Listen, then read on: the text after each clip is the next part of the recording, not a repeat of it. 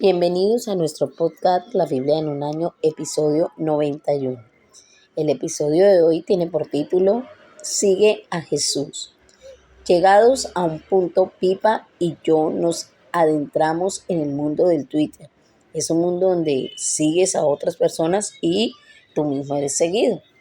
Katy Perry y Justin Bieber tienen en la actualidad más de 75 millones de seguidores cada uno. Muchas otras celebridades tienen también enormes cantidades de seguidores. La gente sigue sus vidas, palabras, estilos de vida, dietas y elecciones de moda. Quieren saberlo todo sobre ellos, interactuar con ellos y ser como ellos, al imitarlos. No hay nada que sea inherentemente malo a esto. Es natural querer seguir a quienes admiramos. Seguir a los famosos en Twitter puede ser divertido e incluso enriquecedor. Pero seguir a la gente en Twitter es una cosa y ser un verdadero seguidor de alguien es otra muy distinta. Significa imitar su vida y hacer lo que aquella persona nos dice hacer. Elige seguir a una gente adecuada. Al contrario que en Twitter, a quienes sigas en algo verdaderamente importante, por ejemplo, millones de personas siguieron a Hitler, a Stalin y a Pol Pot. Todavía hoy millones de personas siguen a dictadores malvados, terroristas y líderes de pandillas. Alguna gente se muestra escéptica respecto a la tradición y las instituciones y no saben a quiénes seguir. Los modelos tradicionales que con frecuencia eran apoyados por nuestras familias o provenían de ellas, en cierta medida se han quebrado. Esta situación deja a mucha gente en la indecisión acerca de a quién seguir. Jesús dijo en muchas ocasiones, sígueme. De toda la gente que jamás haya vivido, Jesús es quien tiene el número mayor de seguidores. Más de 2.400 millones de personas profesan seguir a Jesús en el mundo de hoy. Los seguidores de Jesús quieren conocerlo y ser como Él. En cada uno de los pasajes de hoy vemos algo de lo que significa seguir a Jesús. Vamos a estar leyendo el Salmo 40, versículos del 1 al 8. Salmo 40, versículos del 1 al 8. Dice así la palabra de Dios, la vamos a estar leyendo en la NTV, Nueva Traducción Viviente. Para el director del coro, Salmo de David. Con paciencia esperé que el Señor me ayudara y Él se fijó en mí y oyó mi clamor. Me sacó del pozo de la desesperación, del lodo y del fango. Puso mis pies sobre suelo firme y a medida que yo caminaba me estabilizó. Me dio un canto nuevo para entonar, un himno de alabanza a nuestro Dios. Muchos verán lo que Él hizo y quedarán asombrados. Pondrán su confianza en el Señor. ¡Ah, qué alegría para los que confían en el Señor! Los que no confían en los orgullosos ni en aquellos que rinden culto a ídolos. Oh Señor Dios mío, has realizado muchas maravillas a nuestro favor. Son tantos tus planes para nosotros que resulta imposible enumerarlos. No hay nadie como tú. Si tratara de mencionar todas tus obras maravillosas, no terminaría jamás. No te deleitas en los sacrificios ni en las ofrendas. Ahora que me hiciste escuchar, finalmente comprendo. No, tú no exiges ofrendas quemadas ni ofrendas por el pecado. Entonces dije, aquí estoy. Como está escrito acerca de mí en las Escrituras, me complace hacer tu voluntad, Dios mío, pues tus enseñanzas están escritas en mi corazón. Bueno, qué lindo salmo que acabamos de leer y vamos a ver cuál es el primer punto que vamos a estar leyendo en este salmo. Dice, sigue el ejemplo de Jesús. Cuando pases por momentos difíciles serás reconfortado al recordar las bendiciones pasadas y los momentos en los que Dios te ha rescatado. David escribe sobre la época en la que estaba en la fosa de la muerte lleno del lodo del pantano. Puede que estuviera describiendo la experiencia del pecado, la enfermedad o la profundidad de la depresión. Corrie ten Boom afirmó, no hay fosa tan profunda que supere en profundidad el amor de Dios. La fosa de la depresión puede ser un lugar aterrador. En tiempos así recordamos todos nuestros fallos y nuestras decepciones Empezamos a creer que nada bueno nos puede suceder jamás. Nos sentimos infelices y sin remedio.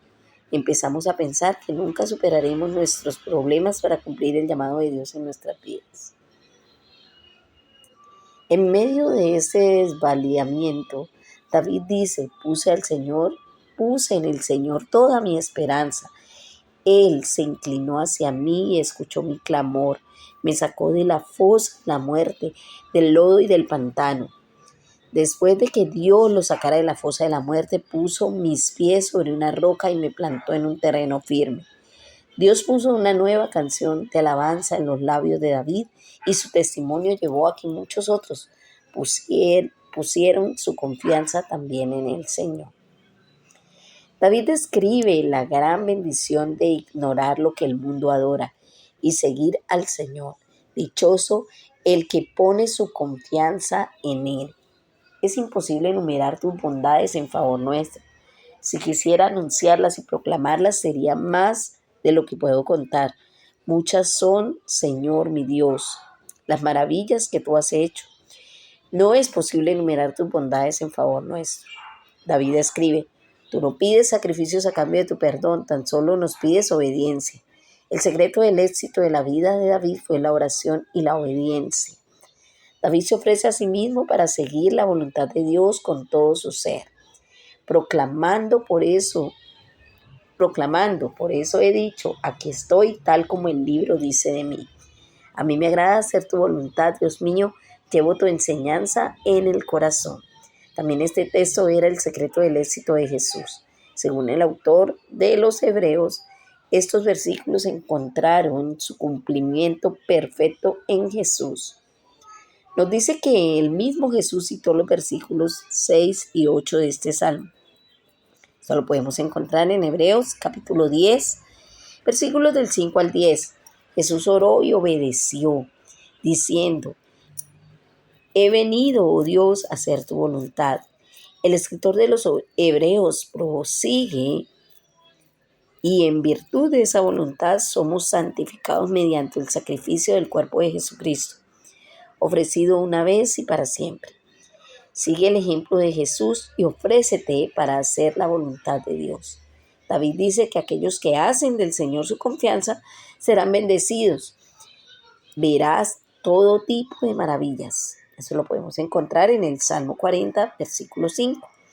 Querrás anunciarlas, hablar más de ellas, pero son más de las que puedo contar.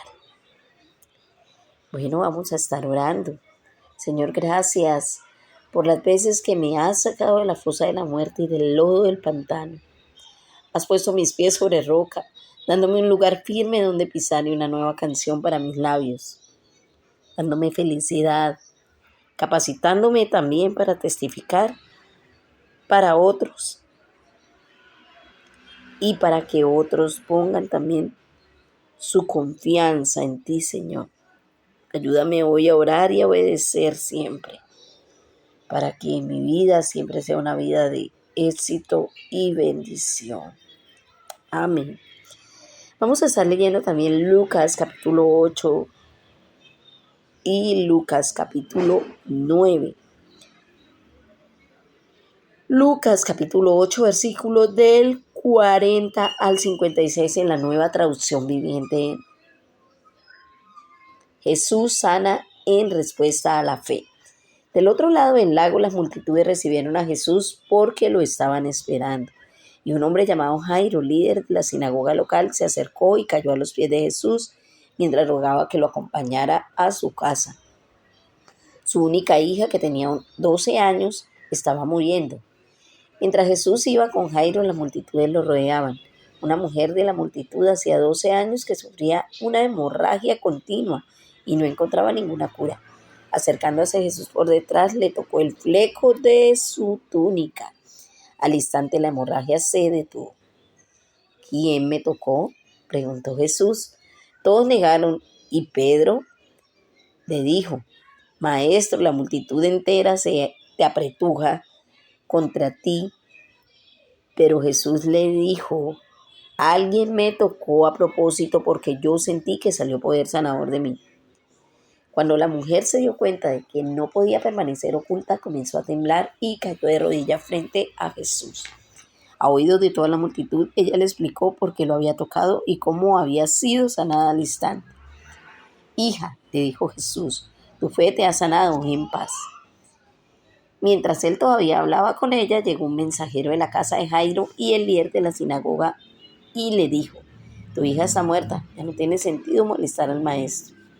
Cuando Jesús oyó lo que había sucedido, le dijo a Jairo, no tengas miedo, solo ten fe y ella será sanada. Cuando llegaron a la casa, Jesús no dejó que nadie entrara con él, excepto Pedro, Juan y Santiago, y el padre y la madre de la niña. La casa estaban llenas de personas que lloraban y se lamentaban, pero Jesús dijo, dejen de llorar, no está muerta, solo duerme. La multitud se rió de él porque todos sabían que había muerto. Entonces Jesús la tomó de la mano y dijo en voz fuerte, niña, levántate. En ese momento le volvió la vida y se puso de pie enseguida. Entonces Jesús le dijo que le dieran de comer a la niña. Sus padres quedaron conmovidos, pero Jesús insistió en que no le dijeran a nadie lo que había sucedido. Vamos a estar leyendo también Lucas capítulo 9. Jesús envía a los 12 discípulos. Cierto día Jesús reunió a sus 12 discípulos y les dio poder y autoridad para expulsar a todos los demonios y sanar enfermedades. Luego los envió para que anunciaran a todos acerca del reino de Dios y sanaran a los enfermos. Les dio las siguientes instrucciones. No lleven nada para el viaje, ni bastón, ni bolso de viaje, ni comida, ni dinero, ni siquiera una muda de ropa. Por todo lugar que vayan, quédense en la misma casa hasta salir de la ciudad. Y si en algún pueblo se niegan a recibirlos, sacúdanse el polvo de los pies al salir para mostrar que abandonan a esas personas a su suerte. Entonces ellos comenzaron su recorrido por las aldeas para predicar la buena noticia y sanar a los enfermos. La confusión de Herodes. Cuando Herodes Antipas, el gobernante de Galilea, oyó hablar de todo lo que Jesús hacía, quedó perplejo. Algunos decían que Juan el Bautista había resucitado de los muertos. Otros pensaban que Jesús era Elías o algún otro profeta levantado de los muertos. Decapité a Juan, decía Herodes. Así que, ¿quién es este hombre de quien oigo tantas historias? Y siguió tratando de ver a Jesús. Bueno, vamos a ver qué nos quiere decir esto, nuestro devocional en ese segundo punto. Y dice, sigue las instrucciones de Jesús. Este es el segundo punto. Sigue las instrucciones de Jesús. Jesús no tenía redes sociales, capacidad de difusión, pantallas grandes o tan siquiera un simple micrófono con el que emitir el mensaje. No necesitó nada de esto. Tenía el poder y la autoridad que transmitió a sus seguidores.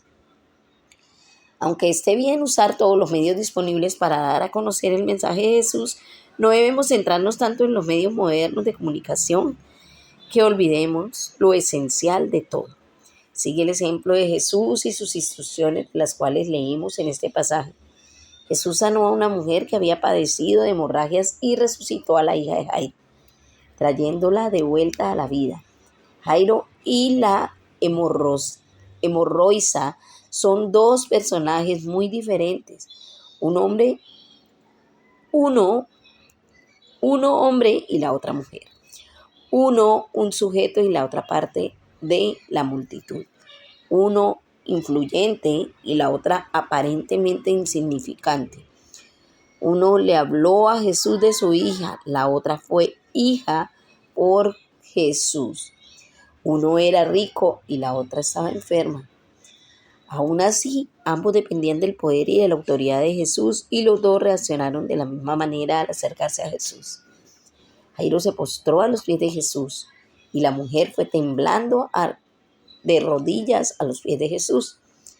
Ambos dieron la respuesta adecuada a Jesús. Reconocieron su poder y estaban preparados para seguir sus instrucciones y creer que Jesús tenía el poder para sanar. Jesús le dijo a la mujer, hija, tu fe te ha sanado, vete en paz. A su vez dijo a Jairo, no tengas miedo, cree nada más y ella será sanada. Ambos son historias de un extraordinario poder y una extraordinaria compasión. Se decía de Jesús que quienes lo tocaban quedaban sanos. Esto lo podemos encontrar en Marcos capítulo 6, versículo 56. Cuando la mujer que había tenido hemorragias por 12 años lo tocó, él replicó: ¿alguien me ha tocado? Yo sé que de mí salió poder. Eso lo podemos encontrar ahí en Lucas 8:46. La mujer fue sanada al instante. Después Jesús resucitó a la hija de Jairo entre los muertos. La gente estaba atónita. Jesús ejerció su ministerio con gran poder y autoridad. Lo que aún es más asombroso es que Él te pasa este poder a ti. Poder y autoridad son palabras que justamente asociamos con el ministerio de Jesús, pero no solo se dan en Jesús. Él llamó a todos sus discípulos juntos y les dio el poder y autoridad para predicar el reino de Dios y sanar a los enfermos. Ese es el ministerio al que están llamados todos y cada uno de los discípulos de Jesús. Eso lo podemos encontrar en Mateo 28, 18 al 20. Su poder y autoridad están disponibles para ti hoy en día. Vamos a orar. Señor, enséñame a seguir tus instrucciones, a predicar el reino de Dios y a sanar a los enfermos. Ayúdame a seguir tu ejemplo de cerca y aprender a ministrar tu poder y autoridad. Amén. Vamos a estar leyendo también Números 31 y Números 32. Números 31 en la Nueva Traducción Viviente. La palabra de Dios dice así: distribución del botín. Después el Señor le dijo a Moisés: tú, el sacerdote Eleazar y los jefes de las familias de cada tribu, hagan una lista de todo el botín tomado en la batalla, incluidos la gente y los animales. Luego dividan el botín en dos partes y den la mitad a los hombres que lucharon en la batalla y la otra mitad al resto del pueblo. De lo que pertenece al ejército, entreguen primero la porción del botín que le corresponde al Señor, uno de 500 prisioneros, así como del ganado, de los burros, de las ovejas y de las cabras. Esta porción de lo que le corresponde al ejército, entregársela al sacerdote Eleazar como ofrenda al Señor. De la mitad que le pertenece al pueblo de Israel, toma uno de cada 50 de los prisioneros y del ganado, de los burros, de las ovejas, de las cabras y otros animales. Entrega esta porción a los levitas, que están encargados del cuidado del tabernáculo del Señor. Así que Moisés y el sacerdote Eleazar hicieron lo que el Señor les ordenó, lo que le ordenó a Moisés. El botín que quedó de todo lo que los hombres de guerra habían tomado sumó 675,000 ovejas y cabras, 72,000 cabezas de ganado, 61,000 burros y 32,000 muchachas vírgenes. La mitad del botín se entregó a los hombres de guerra. El total sumó 337,500 ovejas y cabras, de las cuales 675 eran la porción para el Señor. 36,000 cabezas de ganado, de las cuales 72 era la porción para el Señor. 30,500 burros, de los cuales 61 era la porción del Señor. Y 16,000 muchachas vírgenes, de las cuales 32 eran la porción para el Señor. Moisés le dio al sacerdote Eleazar la porción del Señor, tal como el Señor lo había ordenado. La mitad del botín pertenecía al pueblo de Israel y Moisés la separó de la mitad que pertenecía a los hombres de guerra. El total entregado a los israelitas sumó 337,500 ovejas y cabras, 36,000 cabezas de ganado, 30,500 burros, 16,000 muchachas vírgenes. De la mitad entregada al pueblo, Moisés tomó uno de cada 50 prisioneros y animales y los dio a los levitas que cuidaban el tabernáculo del Señor. Todo se realizó como el Señor le había ordenado a Moisés. Después los generales y los capitanes vinieron a Moisés y les dijeron: nosotros, tus servidores, contamos a todos los hombres que salieron a la batalla bajo nuestras órdenes. no falta ninguno de nosotros. Así que de nuestra porción del botín presentamos como ofrenda al Señor los artículos de oro que tomamos, brazaletes, pulseras, anillos, aretes y collares. Esto purificará nuestras vidas ante el Señor y nos hará justos ante Él. Entonces Moisés y el sacerdote Eleazar recibieron el oro de todos los comandantes del ejército, que consistía en todo tipo de joyas y artículos artesanales. El oro que los generales y los capitanes presentaron como ofrenda al Señor pesaba aproximadamente 190 kilos. Todos los hombres de guerra habían tomado para sí parte del botín.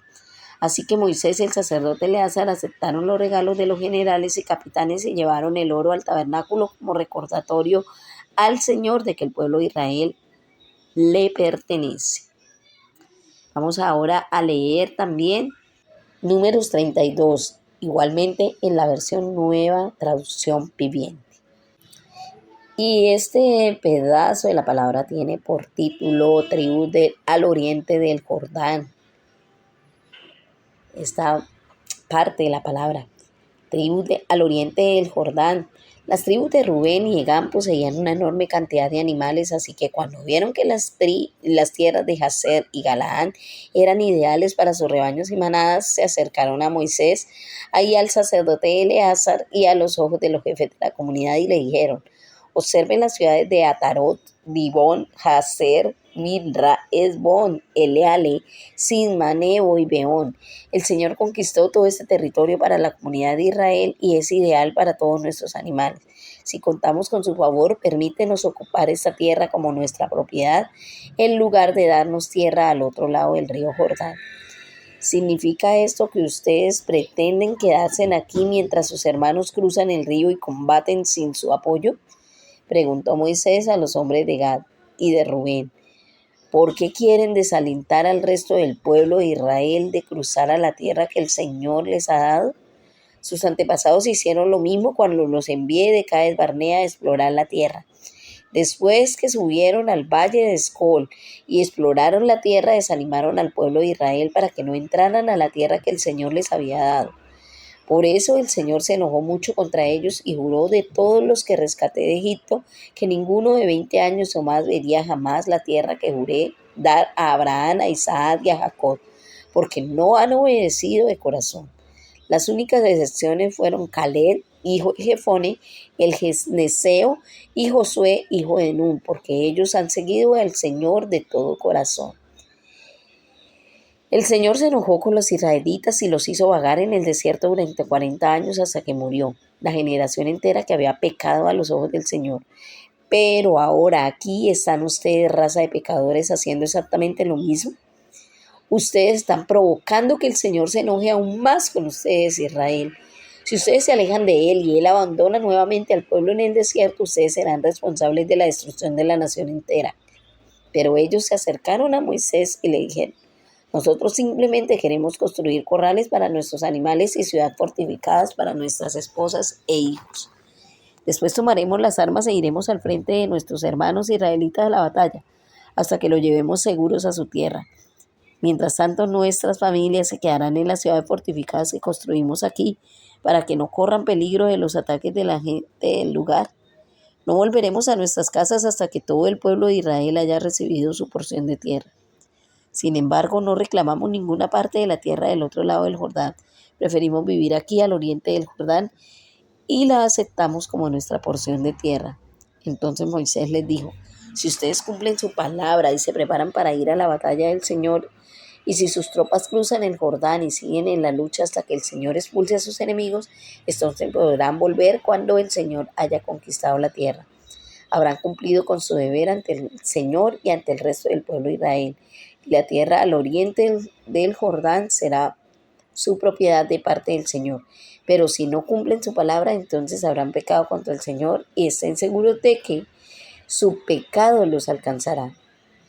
Adelante, entonces construyan ciudades para sus familias y corrales para sus rebaños, pero cumplan con lo que prometieron. Entonces los hombres de Gad y de Rubén respondieron: nosotros, tus servidores, seguiremos tus instrucciones al pie de la letra. Nuestros hijos y nuestras esposas, los rebaños y el ganado permanecerán aquí en las ciudades de Galaad. pero todos los que puedan portar armas cruzarán al otro lado a fin de combatir para el Señor, así como tú has dicho. Así que Moisés dio las órdenes al sacerdote Eleazar, a Josué, hijo de Nun, y a los jefes de los clanes de Israel, y dijo: los hombres de Gad y de Rubén que están armados para la batalla deben cruzar el Jordán con ustedes y luchar para el Señor. Si lo hacen cuando terminen de conquistar la tierra, denle la región de Galaad como su propiedad. Pero si se niegan a armarse ni a cruzar con ustedes, entonces estarán obligados a aceptar una porción de tierra en Canaán como el resto de ustedes. Entonces las tribus de Gad y de Rubén volvieron a decir: nosotros somos tus servidores y haremos lo que el Señor nos ha ordenado. Cruzaremos el Jordán hacia Canaán bien armados a luchar para el Señor. Pero nuestra propiedad estará aquí, en este lado del Jordán. Moisés asignó tierra a las tribus de Gad y de Rubén y a la media tribu de Manasés, hijo de José. Les entregó el territorio de Sehón, rey de los amorreos, y la tierra de Og, rey de Basán.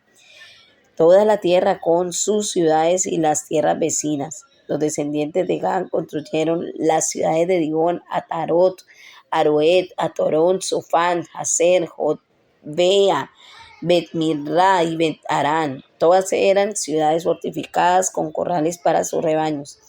Los descendientes de Rubén construyeron las ciudades de Esbón, Elele, Kitiataim, Nebo, Balmeón y Sinma. Cambiaron los nombres de algunas de las ciudades que conquistaron y reconstruyeron. Entonces los descendientes de Maquir, de la tribu de Manasés, fueron a Galaad. La conquistaron y expulsaron a los amorreos que vivían allí. Moisés dio Galaad a los maquiritas, descendientes de los de Manasés, y ahí se establecieron. El pueblo de Jair, otro clan de la tribu de Manasés, conquistó muchas de las ciudades de Galaad y cambió el nombre de esa región a ciudad de Jair. Mientras tanto, un hombre llamado Noba conquistó el pueblo de Kenán y sus aldeas vecinas, y esa región le dio su propio nombre. Bueno, vamos a ver qué nos quiere hablar el Señor por medio de este devocional en el tercer punto de lo que acabamos de leer de Números 31 y Números 32. Dice así la palabra de Dios, de lo que nos quiere explicar el pastor Nicky Gumbe. Sigue a Jesús de todo corazón. El poder y la autoridad de Dios son dados a aquellos que siguen al Señor de todo corazón. Caleb y Josué son tomados como la excepción entre los israelitas porque son los dos únicos de ellos que siguieron al Señor de todo corazón. Esto es lo que el pueblo está llamado a hacer. Moisés advirtió al pueblo de que no se negaran a seguir al Señor. Les advirtió que no pecaran contra la ley. Pueden estar seguros de que no escaparán de su pecado. Las Escrituras constantemente a seguir al Señor con todo. Las Escrituras nos motivan constantemente a seguir al Señor con todo nuestro corazón y no a tontear con el pecado. Al leer esto con los lentes del Nuevo Testamento, seguir al Señor es seguir a Jesús. La declaración central del Nuevo Testamento es que Jesús es el Señor. Por ejemplo, eso lo podemos ver en Romanos capítulo 10, versículo 9. En estos pasajes vemos todos los que están a disposición de aquellos que siguen a Jesús de todo corazón. Ponen su fe y su confianza en Él y se ofrecen para hacer su voluntad. Esto es aquello a lo que estás llamado. Al hacerlo, Jesús te envía al mundo con poder y autoridad para proclamar el Evangelio y sanar a los enfermos. Vamos a orar. Señor, quiero ser como Caleb y Josué y seguirte de todo corazón. Hoy quiero seguir tu ejemplo y ofrecerme para hacer tu voluntad. Ayúdame a ministrar con poder y autoridad y a proclamar el Evangelio y sanar enfermos. Amén. La pastora Pipa añade Lucas capítulo 9, versículo del 2 al 3. Jesús los envió para predicar el reino de Dios. Les dijo: no lleven nada para el camino, ni bastón, ni bolsa, ni pan, ni dinero, ni 2 mudas de ropa. Tendrían que ver lo que nos llevamos cuando viajamos a otros países. Parecemos incapaces de viajar ligeros de equipaje. A Nicky le digo que no parece que los apóstoles se llevaran la raqueta de squash con ellos cuando iban de viaje. Bueno, Hemos terminado aquí nuestro devocional, acordándonos que este devocional fue escrito por el pastor Nicky Gumbel y la pastora Pipa de Gumbel de la iglesia HTV en Londres, y la voz que dio vida a este devocional fue la voz de Angélica Rojas.